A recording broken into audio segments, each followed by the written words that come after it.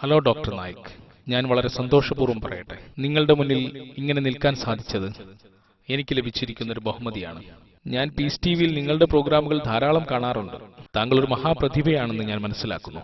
എന്റെ പേര് മഹേഷ് ഉർസേക്കർ. ഞാൻ മുംബൈ യൂണിവേഴ്സിറ്റിയിൽ തത്വശാസ്ത്രം എന്ന വിഷയത്തിൽ PG ഉള്ള ആളാണ്. എന്റേത് സാങ്കേതികമായ ഒരു ചോദ്യമാണ്. ഇസ്ലാമിൽ ആത്മാവിനെ കുറിച്ച് പറയുന്നത് എന്താണ്? ഇന്ത്യൻ തത്വശാസ്ത്രങ്ങളിൽ ആത്മാവിനെയും മനസ്സിനെയും രണ്ടായിട്ടാണ് കാണുന്നത്. പക്ഷേ പാശ്ചാത്യ തത്വശാസ്ത്രങ്ങളിൽ ആത്മാവും മനസ്സും ഒന്നായിട്ടാണ് കണക്കാക്കപ്പെടുന്നത്.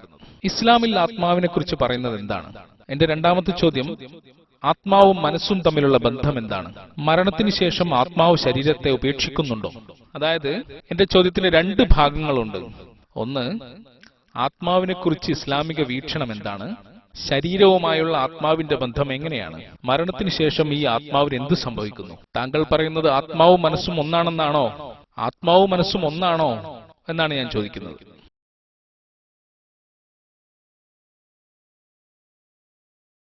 സഹോദരൻ മഹേഷിന്റെ ചോദ്യം, ഇസ്ലാമിൽ ആത്മാവിനെക്കുറിച്ച് പറയുന്നത് എന്താണെന്നും ആത്മാവും മനുഷ്യ ശരീരവും തമ്മിലുള്ള ബന്ധമെന്താണെന്നും മരണത്തിനു ശേഷം ആത്മാവിന് എന്ത് സംഭവിക്കും എന്നുമാണ്. ആത്മാവിനെക്കുറിച്ചുള്ള നിങ്ങളുടെ ചോദ്യത്തെപ്പറ്റി പറയുകയാണെങ്കിൽ, മനുഷ്യ ശരീരത്തിന്റെ സത്തയാണ് ആത്മാവ്. മനുഷ്യനും അള്ളാഹുവിന്റെ മറ്റു സൃഷ്ടികളും തമ്മിലുള്ള പ്രധാന വ്യത്യാസം ആത്മാവാണ്. മനുഷ്യന്റെ ആത്മാവാണ് അവനെ മറ്റു സൃഷ്ടികളിൽ നിന്നും വ്യത്യസ്തനാക്കുന്നത്. മനുഷ്യൻ മരിച്ചതിനു ശേഷവും ബാക്കിയായി നിൽക്കുന്ന ശരീരത്തിന്റെ സത്ത ആത്മാവായിരിക്കും. അതിനെക്കുറിച്ച് ഞാൻ പിന്നീട് പറയാം. ശാസ്ത്രത്തെ സംബന്ധിച്ച് പറയുകയാണെങ്കിൽ, ശാസ്ത്രം ആത്മാവിനെപ്പറ്റി സംസാരിക്കുന്നില്ല. ആത്മാവിന്റെ യഥാർത്ഥ സത്ത എന്താണെന്ന് വിശദീകരിക്കാൻ മാത്രം ശാസ്ത്രം വളർന്നിട്ടില്ല. പക്ഷേ വിവിധതരം ഗവേഷണങ്ങൾ നടത്തപ്പെടുന്നുണ്ട്. ഒരു ജീവവസ്തു മരിക്കുന്നതും മനുഷ്യൻ മരിക്കുന്നതും തമ്മിലുള്ള വ്യത്യാസം ഗവേഷണത്തിന് വിധേയമാക്കുമ്പോൾ, ഉദാഹരണത്തിന് ഒരു മൃഗത്തിന്റെ മരണവും ഒരു മനുഷ്യന്റെ മരണവും തമ്മിൽ താരതമ്യം ചെയ്യുമ്പോൾ, മൃഗം മരിക്കുമ്പോൾ അതിന്റെ ഭാരത്തിന് വ്യത്യാസമൊന്നും സംഭവിക്കുന്നില്ല. പക്ഷേ മനുഷ്യൻ മരിക്കുന്നതോടുകൂടി ഭാരം കുറയുന്നതായി കാണാം. അതിനർത്ഥം മനുഷ്യന് മരണത്തോടുകൂടി നഷ്ടപ്പെടുന്ന എന്തോ ഉണ്ട്.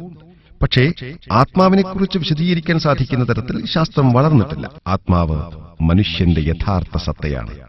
അല്ലാഹു ഖുർആനിലെ 3-ാം അധ്യായം 185-ാം സൂക്തത്തിൽ പറയുന്നു, Every soul shall have a taste of death. ഏതൊരു ആത്മാവും മരണം രുചിക്കുക തന്നെ ചെയ്യും.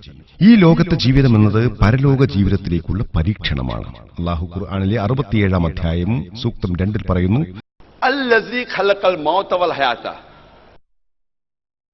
നിങ്ങളിൽ ആരാണ് കൂടുതൽ നന്നായി പ്രവർത്തിക്കുന്നവർ എന്ന് പരീക്ഷിക്കുവാൻ വേണ്ടി മരണവും ജീവിതവും സൃഷ്ടിച്ചവനാകുന്നു അവൻ. അതുകൊണ്ട് ഈ ലോകത്തെ ജീവിതം പരലോകത്തേക്കുള്ള പരീക്ഷണമാണ്. എല്ലാ ആത്മാവും മരണം രുചിക്കുക തന്നെ ചെയ്യും. ഒരാൾ മരിക്കുമ്പോൾ അയാളുടെ ആത്മാവ് അവിടെയില്ല. പക്ഷെ വിചാരണ നാളിൽ ഒരാൾ പുനർജീവിപ്പിക്കപ്പെടുമ്പോൾ അയാൾ ചെയ്ത നന്മതിന്മകളുടെ അടിസ്ഥാനത്തിൽ വിധി തീർപ്പ് നാളിന്റെ ഉടമസ്ഥൻ അല്ലാഹു ആയതുകൊണ്ട് ഈ ലോകത്തെ പരീക്ഷണത്തിൽ നിങ്ങൾ എങ്ങനെയാണ് പ്രവർത്തിച്ചതെന്നതിന്റെ അടിസ്ഥാനത്തിൽ അതിന്റെ ഫലമായി സ്വർഗമോ നരകമോ ലഭിക്കും. അതുകൊണ്ട് ആത്മാവും ശരീരവും തമ്മിലുള്ള ബന്ധമെന്തെന്നാൽ അവ രണ്ടും കൂടി ചേരുമ്പോൾ മാത്രമേ മനുഷ്യനാകുന്നുള്ളൂ. പക്ഷെ പരലോകത്ത് ഒരു പുതിയ ശരീരം ലഭിക്കും, ആത്മാവ് ജീവിക്കും. ഈ ലോകത്തെ പരീക്ഷണത്തിന്റെ അടിസ്ഥാനത്തിൽ സ്വർഗമാണോ നരകമാണോ ലഭിക്കുന്നത് അറിയാൻ സാധിക്കും. ഞാൻ ഉത്തരം പറഞ്ഞു എന്ന് വിശ്വസിക്കുന്നു. ആത്മാവും മനസ്സും ഒന്നാണോ എന്നാണ് ഞാൻ ചോദിക്കുന്നത്. ആത്മാവും മനസ്സും ഒന്നാണോ എന്നാണ് സഹോദരൻ ചോദിച്ചത്. അല്ല, മനസ്സെന്നത് അമൂർത്തമായ ഒന്നാണ്. നിങ്ങളുടെ മനസ്സ് എവിടെയാണെന്ന് ഞാൻ ചോദിച്ചാൽ, മനസ്സ് തലച്ചോറിലാണോ എന്ന് നിങ്ങൾ ചോദിക്കും. അപ്പോൾ മനസ്സ് എന്നത് അമൂർത്തമായൊരു വാക്കാണ്. സ്വന്തം കാര്യം മാത്രം നോക്കുക, മൈൻഡ് യുവർ ഓൺ ബിസിനസ് എന്ന് പറയാറില്ലേ? മനസ്സ് എന്ന് പറയുന്നയുടനെ ജനങ്ങൾ തലച്ചോറിനെ പറ്റി ചിന്തിച്ചു തുടങ്ങും. എന്നാൽ അതിനർത്ഥം തലച്ചോറിലാണ് മനസ്സെന്നല്ല. അത് വ്യത്യസ്തമായ ഒന്നാണ്. മനസ്സ് എന്നത് അമൂർത്തമായ വാക്കാണ്.